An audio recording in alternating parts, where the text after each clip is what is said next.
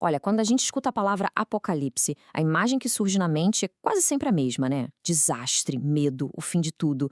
Mas e se o sentido original desse livro tão fascinante for, na verdade, algo completamente diferente?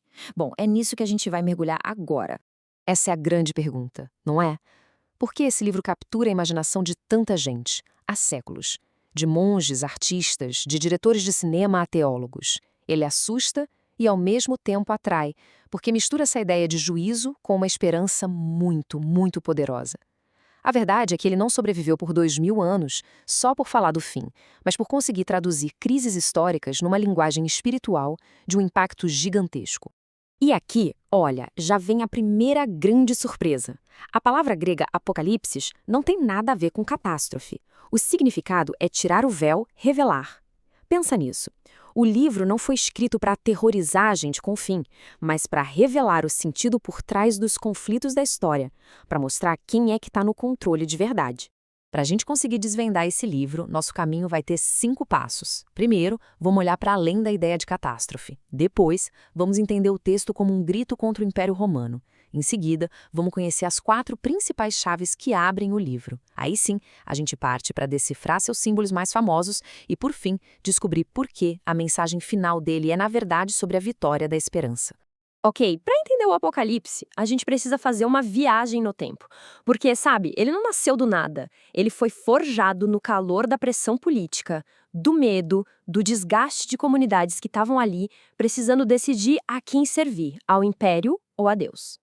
E quem foi que escreveu? Bom, a tradição conecta o livro ao apóstolo João, o que, claro, deu uma autoridade imensa para ele. Só que hoje o debate acadêmico se inclina mais para uma figura que a gente conhece como João de Patmos. Por quê? Porque o estilo, a linguagem, tudo é muito diferente do Evangelho. Parece ser uma voz profética única escrevendo direto da sua experiência de exílio. A data em que foi escrito também é fundamental. A maioria dos estudiosos aponta para o finalzinho do primeiro século, durante o governo do imperador Domiciano, que foi uma época de muita pressão para os cristãos. Uma outra possibilidade é um pouco antes, na época de Nero. E por que isso importa tanto? Porque a data muda todo o pano de fundo das visões, conectando elas a crises históricas bem específicas. Então, o cenário era esse: comunidades cristãs se sentindo vulneráveis, sofrendo hostilidade, correndo risco de serem excluídas da sociedade, tinham uma pressão ideológica constante para adorar o imperador, o que criava um conflito espiritual direto. E como se não bastasse, ainda tinha crises internas, com igrejas cansadas, divididas. É nesse caldeirão que o Apocalipse surge como uma poderosa teologia de resistência. Certo, agora que a gente já tem o contexto, a pergunta é: como se lê um livro desses? Não tem um jeito só. Ao longo da história, surgiram, digamos, 4 grandes chaves de interpretação.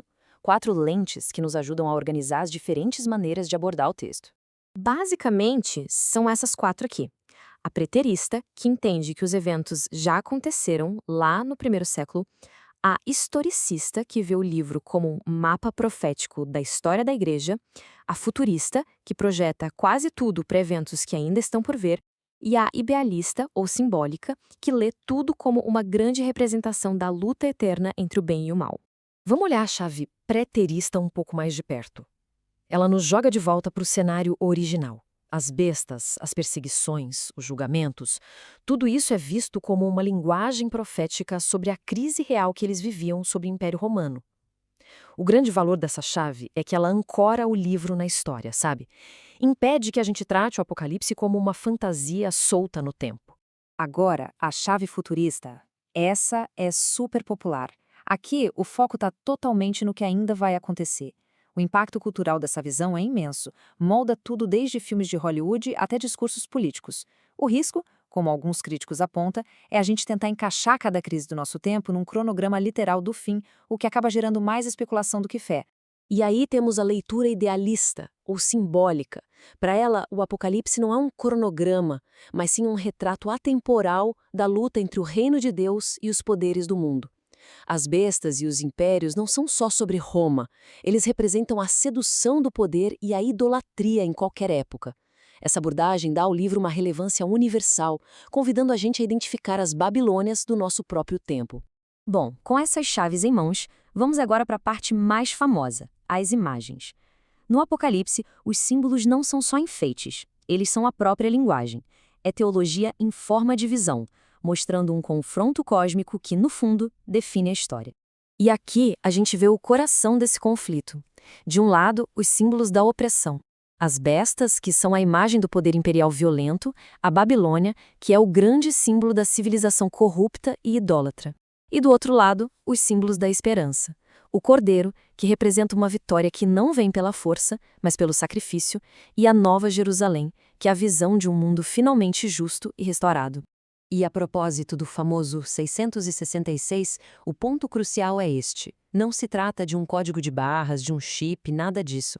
É uma crítica teológica poderosíssima ao culto imperial. Era um jeito de dizer que o poder de César, que se achava divino, era na verdade imperfeito e opressor. Era o oposto da perfeição de Deus. Ufa! Depois de toda essa jornada pela história, pelas interpretações e pelos símbolos, a gente chega no coração da questão. Afinal de contas, qual é a mensagem principal que o livro quer deixar? E essa pergunta que está na tela, para mim, resume tudo. O livro não foi escrito para satisfazer uma curiosidade sobre o fim dos tempos. Ele foi escrito para fortalecer uma comunidade, fazendo uma pergunta muito mais prática e que ecoa até hoje. Diante da pressão, da injustiça, do caos, como a gente consegue viver com fidelidade? O chamado que fica, então, é triplo. Primeiro, vigilância, olhar o mundo e a história com olhos críticos, sem ser ingênuo. Segundo, fidelidade, perseverar, mesmo quando é difícil, mesmo quando custa caro. E terceiro, discernimento, que é o apelo central para a gente não adorar os falsos deuses do nosso tempo, seja o poder político, a riqueza ou a violência. Porque no final das contas, o horizonte do Apocalipse não é a destruição, é a restauração. A história não pertence às bestas, não pertence aos impérios. Ela pertence ao Cordeiro. A mensagem que atravessa os séculos é que, mesmo quando o mundo parece estar mergulhado em trevas, a última palavra não é de terror, é de esperança. E o fim é, acima de tudo, a revelação final da vitória do bem.